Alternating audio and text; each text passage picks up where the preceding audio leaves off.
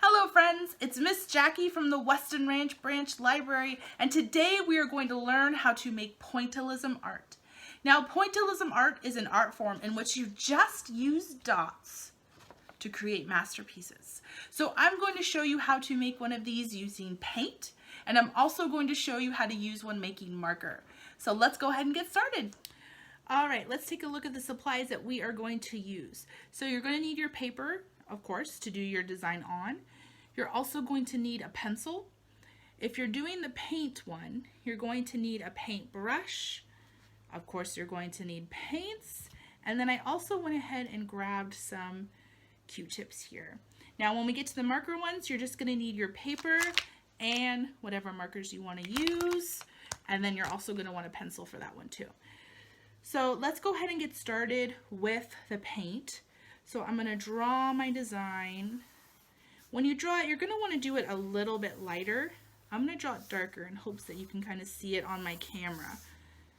But you're not going to want it too dark. All right, so there we go. So now we have it drawn out. So I'm going to take my paintbrush and I'm going to go ahead and choose a color. And we're just going to start putting dots on here. You can start in whatever direction you like, in whatever way you want to do. Now, the important thing to remember is that we are making dot art. So we're not painting. We're not gonna, smear these around. And the other thing is pointillism, which is what dot art is, another name for it, is that we're using the tip, right?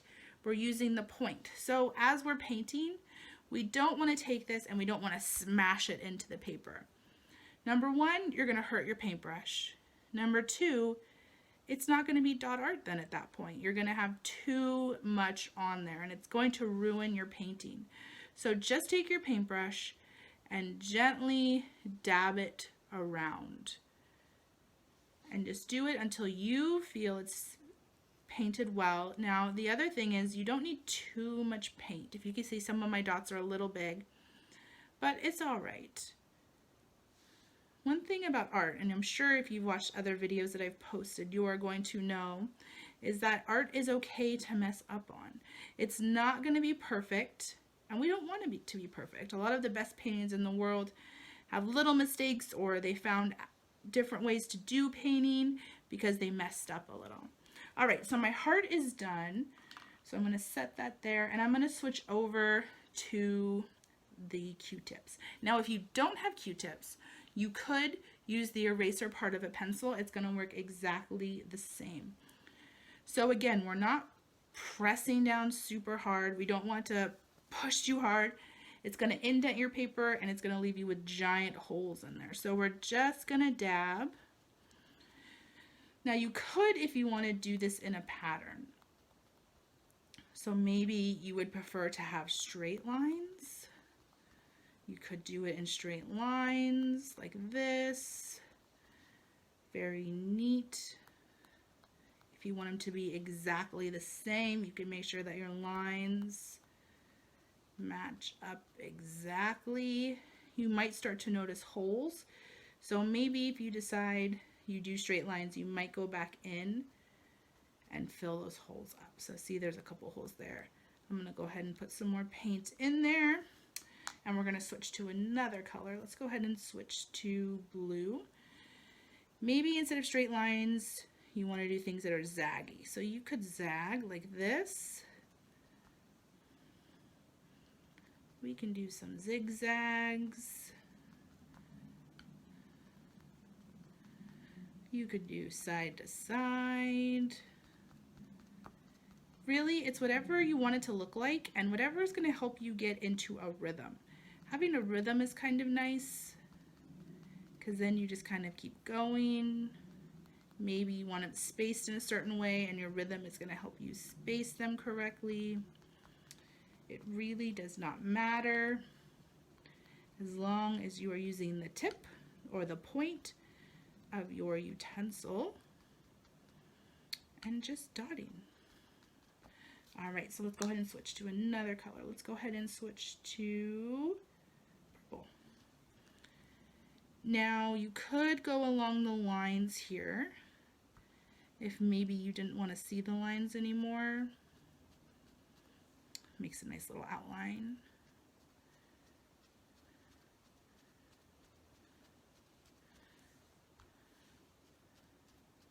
Oops, look at that. I smeared a little too much paint on my brush or my Q-tip. And also, I went a little too fast. There's no rush on getting this done. There's nothing that says you have to dab, dab, dab, dab, dab, dab, dab, dab, dab really quick. You can if you feel that suits you best, or you could take your time. You can go slow, really concentrate on what you're doing. Maybe you have a very particular way you want it to look. Does not really matter. You do whatever suits you. All right, so we have one more color and one more space. I'm going to hold it like this because it's going to move a little because it's up towards the top. So here we go. All right. Okay. We are almost finished. Here we go. All right. Now I see some spaces there. Maybe I want to go in and fill them out, or maybe I just like having a wide. I like having a lot of dots with some space, but that is how we do it with paint. So let's go ahead and set that to the side.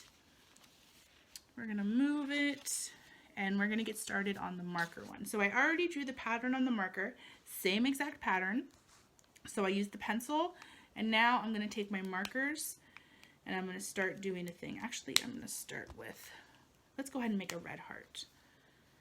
So we're gonna do the same thing. So again, remember, we're not looking to smash our marker into the paper.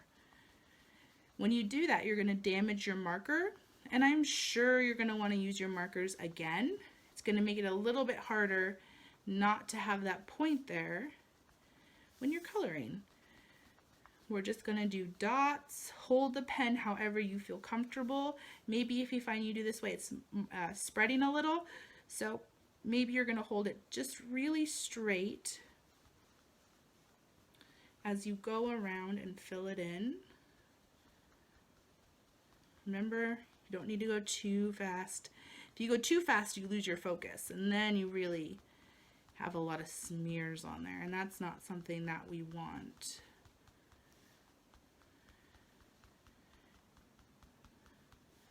All right, so I think, let's do a little bit more right here. All right, so it looks like our heart is done. So let's go ahead and do the outside lobe. So let's start with yellow.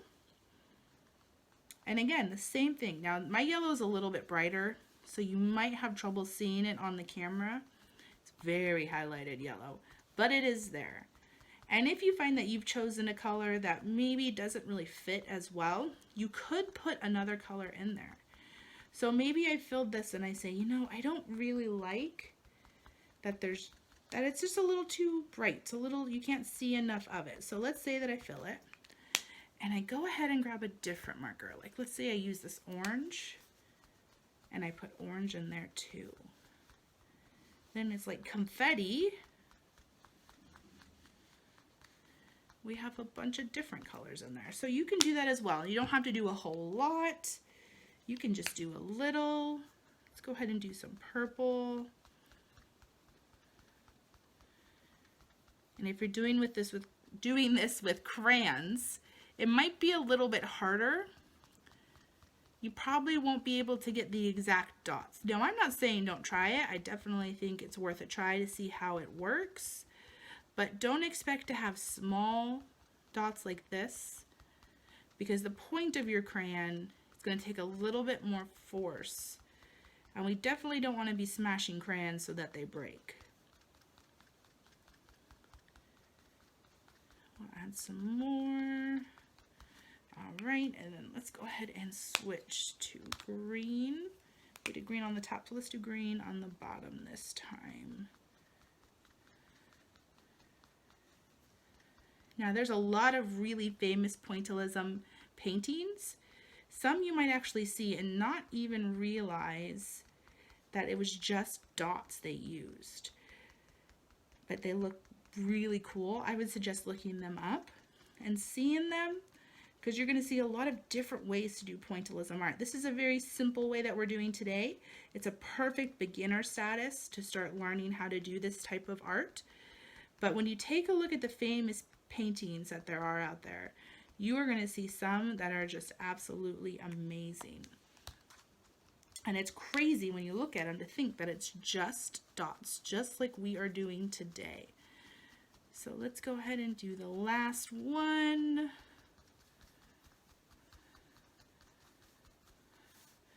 Now, one thing you could also do is once you do it with the marker, you might decide you want to go in and erase the pencil lines, and you can do that with marker. Now, you're going to want to wait till it's fully dry, and I suggest doing it carefully, just in case you erase some of the marker on there.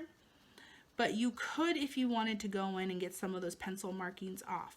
I would suggest not doing that with the paint. If you try to erase with the paint on there, you're going to run the risk of knocking the paint off of the painting. And then that kind of defeats the purpose.